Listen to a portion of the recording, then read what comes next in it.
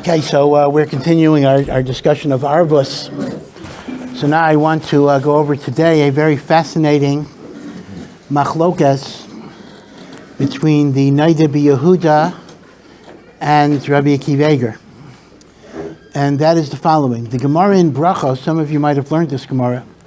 The Gemara in Brachos, Daf Chaf, there's a Mishnah that says women are obligated to bench. Now that sounds obvious. Benching is not a zman garama. Whenever you eat, you have to bench. So it says, Nashim chayavais bebirkas hamazon. But in spite of the fact that that appears obvious, the Gemara raises a shaila, is there chiyuv d'oraisa? Or is there chiyuv only midrabanan? Meaning, there is a svara that the oraisa, they would be patur. Now, why would they be patur? Why shouldn't they be chayav d'oraisa? What is the tzad that they're only chayav d'rabanan? So there is a machlokas Rashi and Tosfos. What is the tzad of the Gemara that it's a chayav d'rabanan, meaning they're patur d'oraisa? According to Rashi, it's because, what does the Torah say? What is the pasuk of benching? And Parshas Ekev, v'yachalta v'savata uveirachta, right? You should eat and be full. And the bench, as Hashem Elokecha, ala aretz ha'toiva asher nasan lach, on the good land that He gave you. Now we know that women were not entitled to a portion in Eretz Yisrael. The only way a woman got land in Eretz Yisrael, like the daughters of Tzlafchad, is only if they inherited it from their father who had no sons. But a woman, if there were brothers, for example, would not get a chelik in Eretz Yisrael. And since Birkas Hamazon is connected to getting a share in Eretz Yisrael, this would be a svara that women d'oraisa would be patur, and if they're chayiv, it's only d'rabanan. That's only one side of it. The other side is we don't connect it to that. Tosfos gives another reason. Tosfos says that the Gemara has a drasha that when you bench, you must make reference to bris milah and to the learning of Torah. That's why we say in benching, al brischa shechasamta bivsarenu v'al torascha shalimadatanu. And that's an essential part of benching. If you don't mention bris milah and Torah learning, you're not yotzei benching. So since women don't have the mitzvah of bris milah, and technically they don't have the mitzvah of Torah learning, so it could be that they're exempt from benching legamri because of that. Be it as it may, this is a machlokas Rashi and Tosfos. Why would women be exempt from benching d'oraisa and only be chayiv d'rabanan? Okay. The Gemara then asks the kasha, Lamai nafkamina. What is the difference if women are chayiv d'oraisa or women are chayiv d'rabanan? They still have to bench. What's the difference? So the Gemara says the difference is, if a man and a woman ate, could the woman be Motzei the man in benching? If she's chayeves d'oraisa, so she could be Motzei the man because she's chayev in the mitzvah, so she could be Motzei the man. But if she's only chayeves midrabanan, d'oraisa she's not chayeves, and the man is chayav d'oraisa, so she can't, the Gemara says she couldn't be Motzei the man because of the principle, kol she'einu mechuyev b'davar, if you're not mechuyev in a mitzvah, you can't be Motzei somebody. Now, the Gemara does not answer the question, meaning this halachically is treated as a baya d'lo yipshata, as a question that is not resolved, and therefore, a woman should not bench for a man because maybe she's only chayav d'rabanan and the man is chayav d'oraisa. But there's a certain subtlety here. And that is, there is one case where a woman for sure could be Motzei a man, and that's the following idea.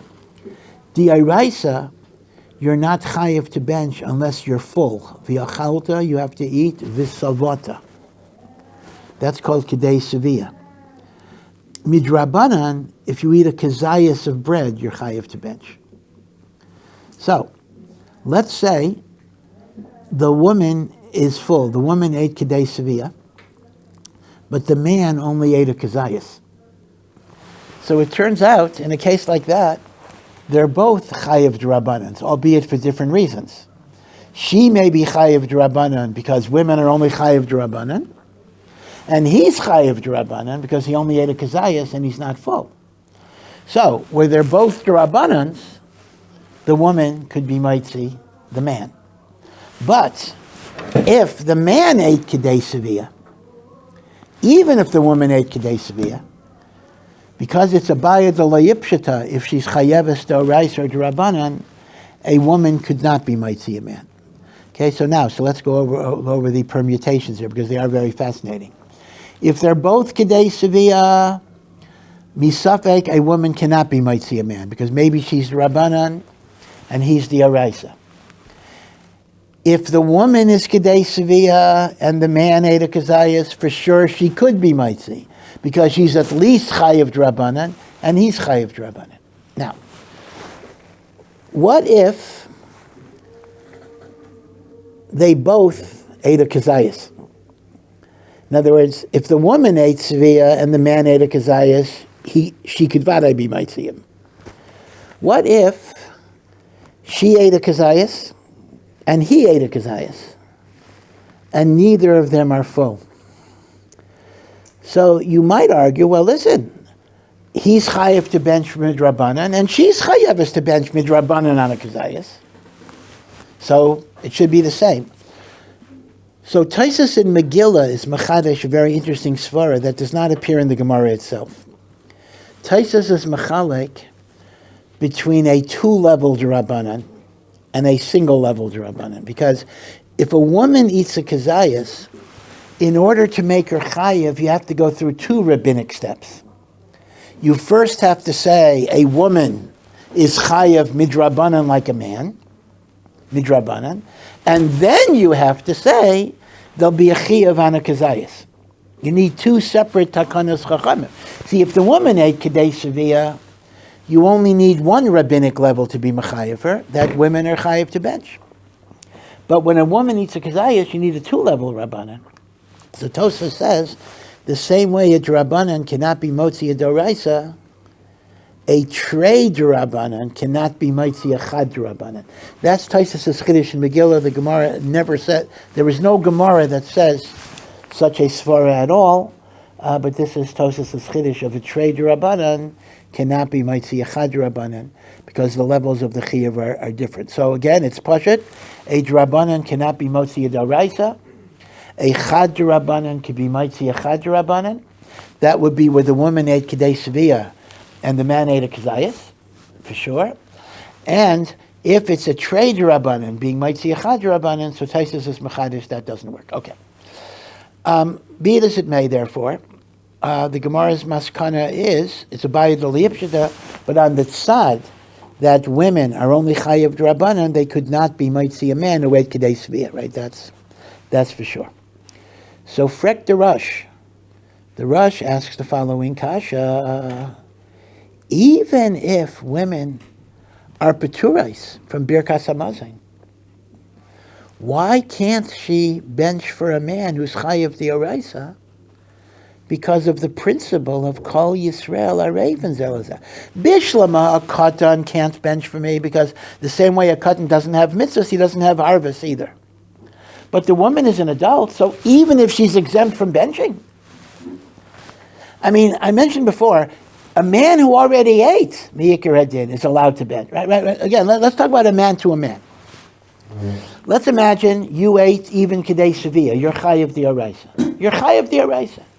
And I didn't even eat. At least if you're not able to read, I can bench for you. How can I bench for you if I didn't even eat? The same way I can make Kiddush again. Kol Yisrael Arev Zelazah.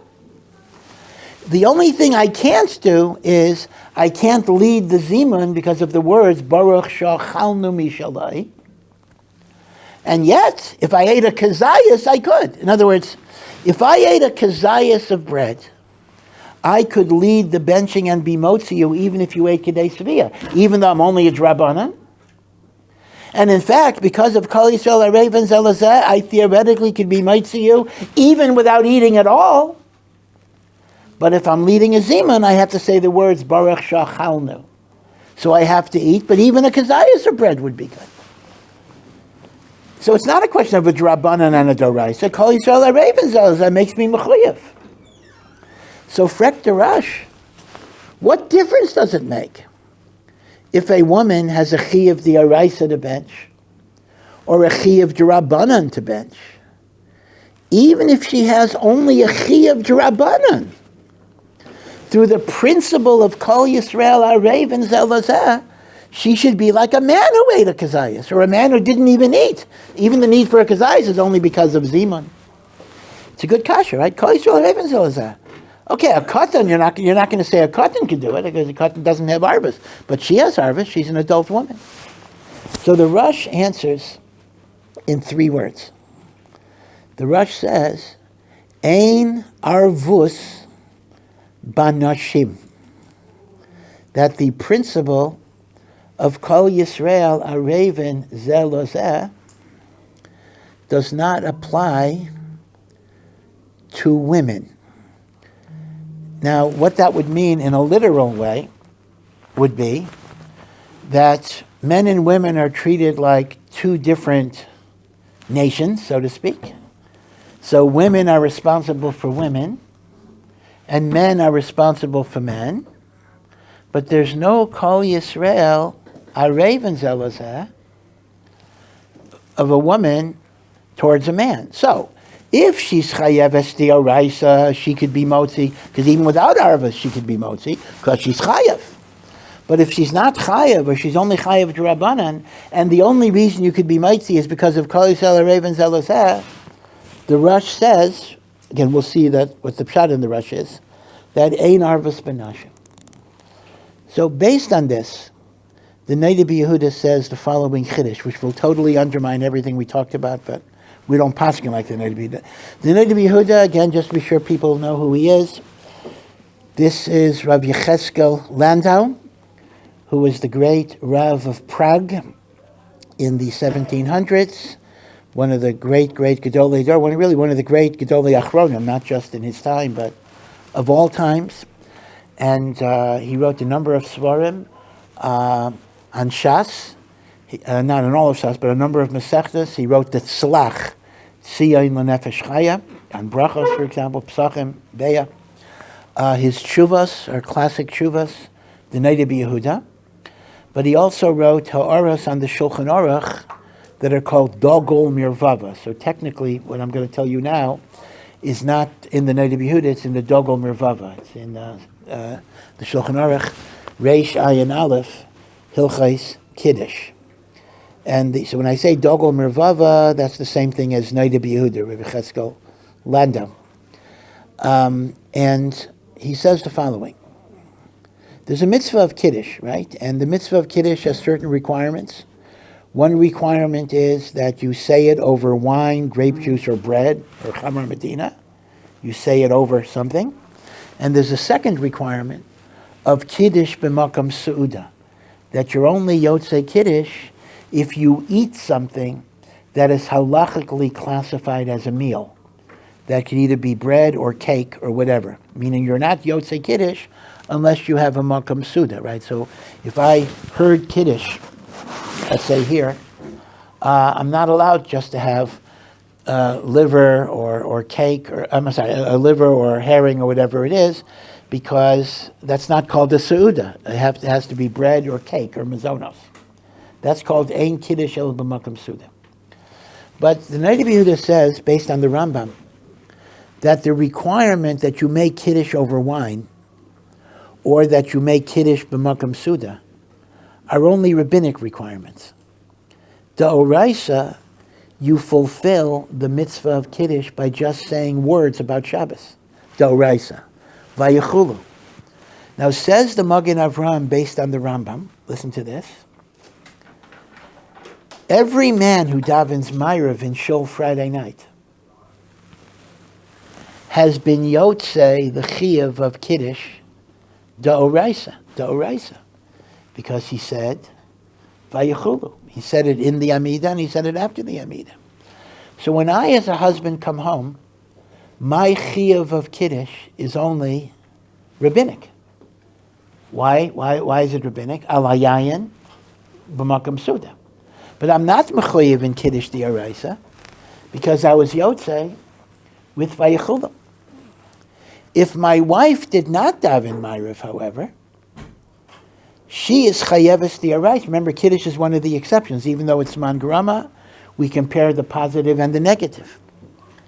So it turns out, when I make Kiddush for my wife, I'm a chiyuv d'Rabbanan. That's Motzei, a chiyuv d'oraisa.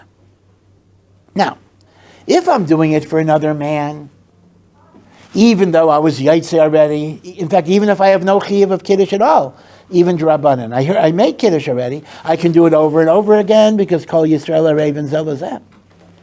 But if you go with the rush, that there's no Arvus Benashim, then how can a man who davened Ma'ariv make Kiddush for his wife who didn't daven Ma'ariv? He's a chiyuv d'Rabbanan, being Motzei, a chiyuv d'oraisa, and according to the Rush, you don't have the svara of Kol Yisrael Arev and Zelazah. So if the man didn't daven Ma'ariv, so he's chayav d'oraisa, he could be Motzei even without Arvus. Or if they both daven Ma'ariv, they're both d'Rabbanan, so he could be Motzei without Arvus. But once the man is downgraded to a chiyuv d'Rabbanan, and she is a chiyuv d'oraisa, you have to come on to Arvus. That's the only way you could do it. If the Rush says, just like the woman that's d'Rabbanan cannot be Motzei the man that's d'oraisa, because the Rush says, Ein Arvus Benashim, then the man that's d'Rabbanan shouldn't be able to be Motzei the woman that's d'oraisa, because Ein Arvus Benashim, unless you say that maybe the Rush just means one direction. A woman has no Arvus vis-a-vis a man, but a man may have Arvus vis-a-vis a woman. Right? That would provide a basis. But if you simply learn that men and women are different, a woman has no Arvus for a man has no Arvus for a woman, says the native of Yehuda. I mean, think about what this Chiddush means. A man who davened Ma'ariv cannot make Kiddush for his wife who didn't daven Ma'ariv.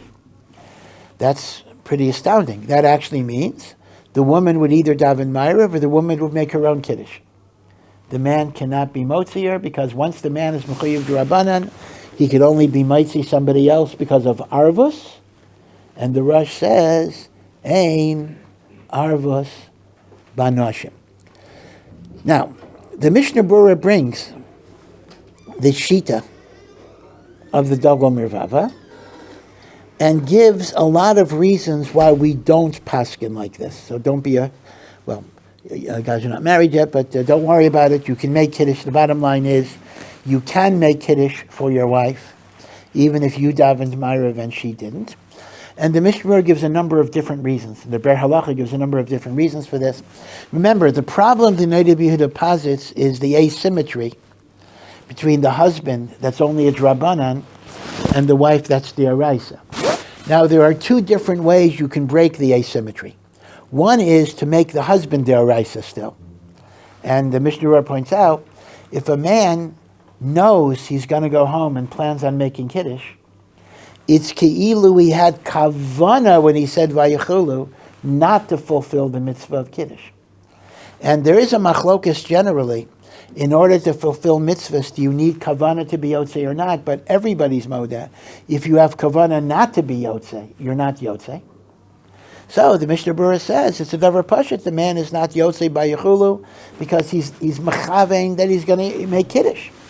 So that breaks the asymmetry because that means when the man comes home, he's still chayav d'oraisa, and his wife is chayav d'oraisa. So once again, when it's a d'oraisa to d'oraisa, even without arvus, even if ain't arvus benashim, a man could be motzei.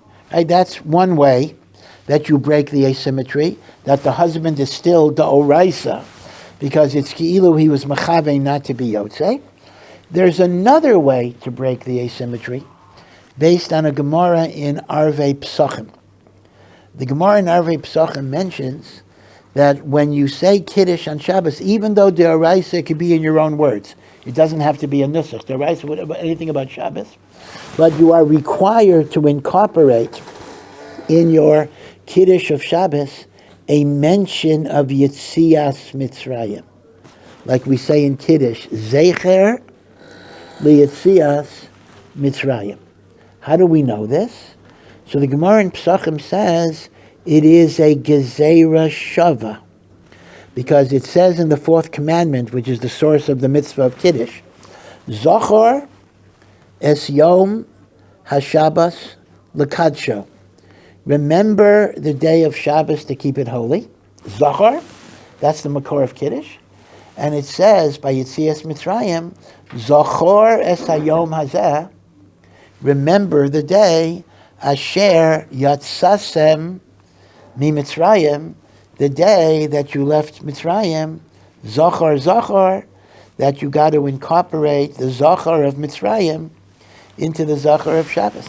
So says the Mishnah Berurah, the Vayachulu is not going to be a Kiddush D'Oraisa because it does not mention, again, I'm thinking about the Vayachulu, just that paragraph, does not mention Yetzias Mitzrayim.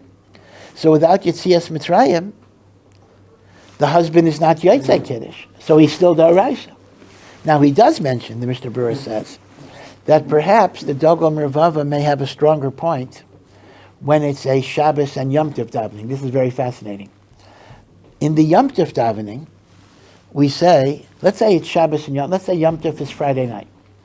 So what do I say? V'titein lanu Hashem Elokeinu bi'ahava Shabbosos limnucha umoadim l'simcha chagim uzmanim l'sason.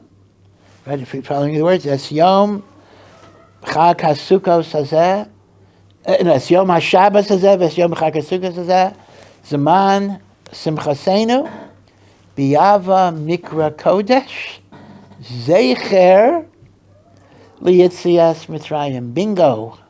You've mentioned Shabbos, and you've mentioned Yetzias Mitzrayim. So maybe there you are Yotzei Kiddush D'Oraisa, except for the first reason, that you're mechaven not to be Yotzei. Okay, but the Mishnah Berurah points out, on a regular Friday night davening, there is no mention of Yetzias Mitzrayim in connection with Shabbos. I mean, you mention it in Kriya Shema, but not in connection with Shabbos. So you're not Yotzei Kiddush. So based on that, the Mishnah Berurah gave us two reasons why the husband is still Mechuyev D'Oraisa, and he's not only Chayev D'Rabbanan. And once he's Mechuyev D'Oraisa, he could make Kiddush for his wife even without Arvus, because he's Mechuyev B'Davar Mamish.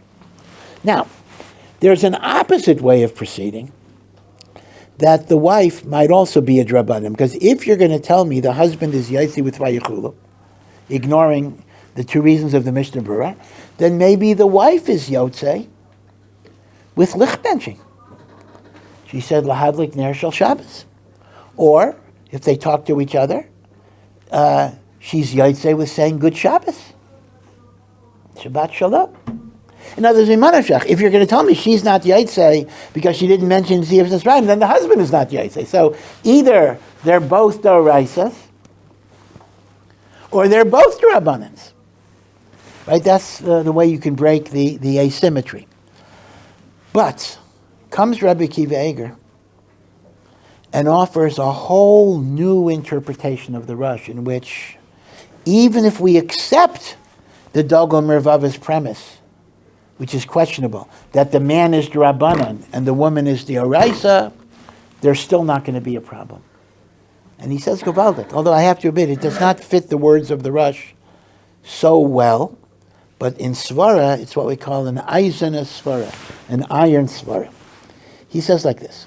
First of all, what does it mean there's no Arvus B'Nashim? Men and women are both Jews, and if at Mount Gerizim and Ar Evel we became responsible for each other, why shouldn't women be responsible for men, just as men are responsible for women?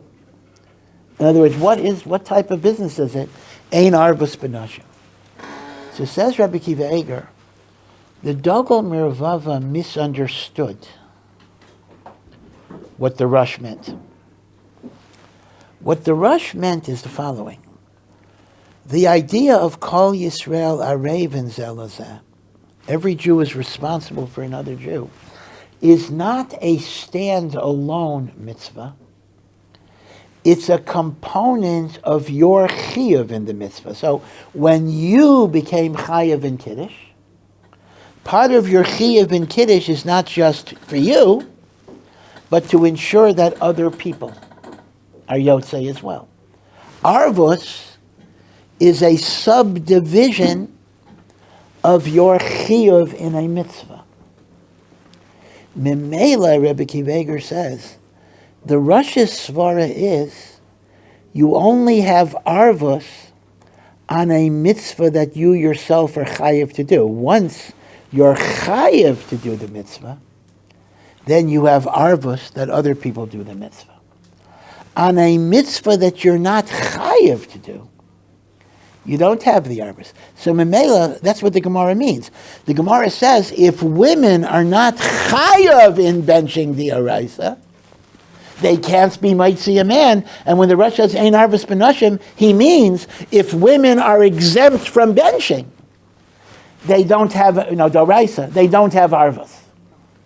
But says Rebbe Kiveger, avada, if it's a mitzvah that women are chayavas to do, of course they have arvus. And since Kiddush is a mitzvah that's on women, so for shteitzach, men and women are going to be equal. So even if the man is a drabanan, he could be Motzei the woman, which is the araisa, al sarvus, and even the opposite is the case. If a woman davened ma'ariv and the man didn't, she could be Motzei the man because of Kol Yisrael Arev Zelazeh. When the Rosh says ein arvus b'nashim, he doesn't mean to say that women are excluded from arvus. He just means to say if a woman doesn't have that mitzvah, or a man wouldn't have that mitzvah, there's no din of arvus. See, I mean that's why, for example, to give you another example, why can't a woman blow a shofar for a man?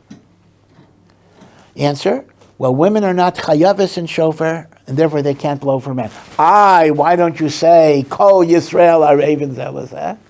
Answer: on a mitzvah that a woman is exempt from, there's no din of arvus. You see, arvus is a chelek of your obligation. So says Rebbe Kiveger, therefore, the Dogel Mervava misunderstood what ein arvus b'nashim means. All ein arvus b'nashim means is on the tzad that women are exempt from birkat hamazon d'oraisa, there's no arvus vis-a-vis a man, but on a mitzvah that a woman is chayeves in, for sure, there's going to be arvus because part of her mitzvah is to be sure that everybody does the mitzvah. Right? That's why a woman cannot blow shofar for a man, even if she didn't hear it, because she's not chayeves in shofar. That's why a woman could make Kiddush for a man, even if she was yotzei, just as a man could make Kiddush for a woman. So this is, again, a very, very good and solid svara. But, as I say, it actually doesn't fit the language of the Rush, because according to Rebbe Kiveger, ein arvus b'nashim is not really a man-woman thing. It really means there's no arvus on a mitzvah that you are putter from doing. You see, that's yeah. If a woman is rabbinically obligated in something to start with, and a man is deraisa, does she have the arvus to be able to do deraisa, like the fatira to him? If the woman is chayeves d'Rabbanan, yeah, in the first place. Yeah, so she can't. That's what the Gemara says. The Gemara says if a woman is chayeves midrabanan, she cannot be Motzei a man, and that's what the Rush. The Rush says because d'oraisa there's no arvus. Meaning, if d'oraisa she's putter, there is no arvus on a Torah level. Well, there's no such thing. See, there is a concept of being yotzei d'oraisa, not d'Rabbanan, but there's no such thing as being yotzei d'Rabbanan and not d'oraisa. Meaning, if you haven't done the Torah mitzvah, you haven't fulfilled the rabbinic mitzvah either. Because the rabbinic mitzvah is d'oraisa plus. If you don't have the d'oraisa, you can't say, oh, I was yotzei d'Rabbanan. Yeah. On Shabbos day, when if a man and woman hate Kiddush in shul, and they fulfill Kiddush, then the when they go back home, do they have to make Kiddush again? Okay, so that's a general issue, meaning if I heard Kiddush in Shul, let's say Shabbos day, do I have to make Kiddush again? So here's the thing. If I didn't have a Seuda here, which is halachically defined as a Kazayas of Mizonos, or a Revius of wine, a whole Revius, 4 ounces of wine, then I do have to make Kiddush again because I wasn't Yotzei Kiddush. But if we assume you were Yotzei Kiddush, then you do not have to make Kiddush again at home unless there are other people who didn't hear Kiddush. Now, many people do have a minhag. Many people do have a minhag that they want to honor their own Shabbos Seuda with a Kiddush again, and that's permitted. You're permitted to make Kiddush again, but you're not obligated. But doesn't that go against the rule of Ein Makom? No, because well, I hear what you're saying, but the problem is like this: Ein Kiddush b'makom Suda does not mean every Seuda needs Kiddush. It means Kiddush needs Seuda, not Seuda needs Kiddush. So if I heard Kiddush here and I had cake, my Kiddush had a Seuda.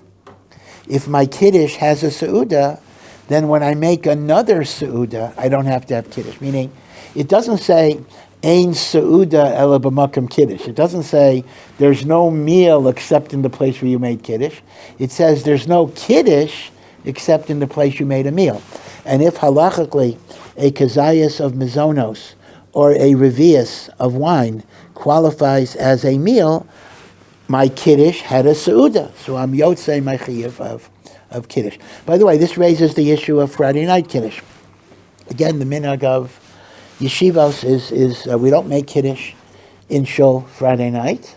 But the truth is, and Sfardim also don't make Kiddush in shul Friday night, but the truth is, the Ashkenazic minhag, as recorded by the Ramah, is, and if you grew up in Young Israel, whatever it is, you saw this, Kiddush is made Friday night.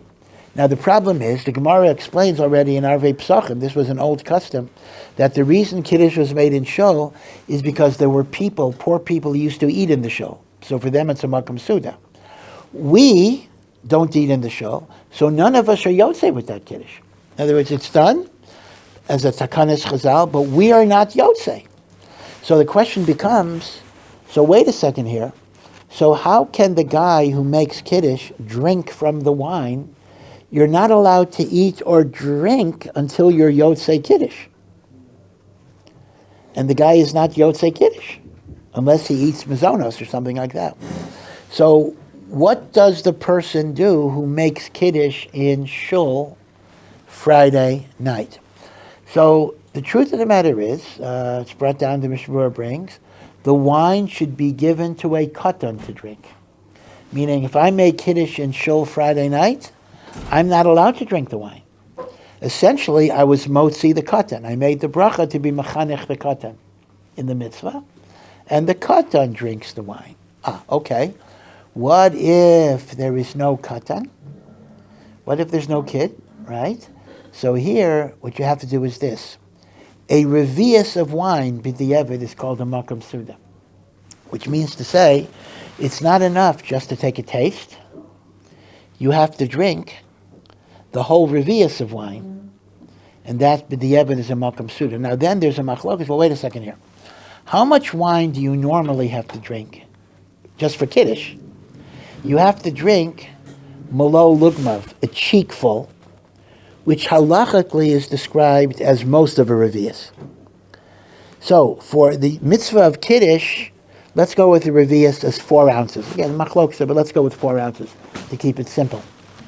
When I make Kiddush, I'm supposed to drink a tiny bit more than 2 ounces to be Yotzei Kiddush.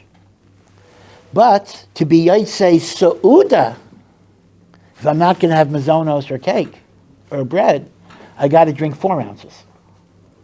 So the machlokas is, can you kill 2 birds with 1 stone? Meaning to say, if I'm making Kiddush Friday night, and there's no mazonos, and there's no bread, and there's no katan, so in order for me to be able to drink the wine, it has to be a makam suda, I got to drink 4 ounces?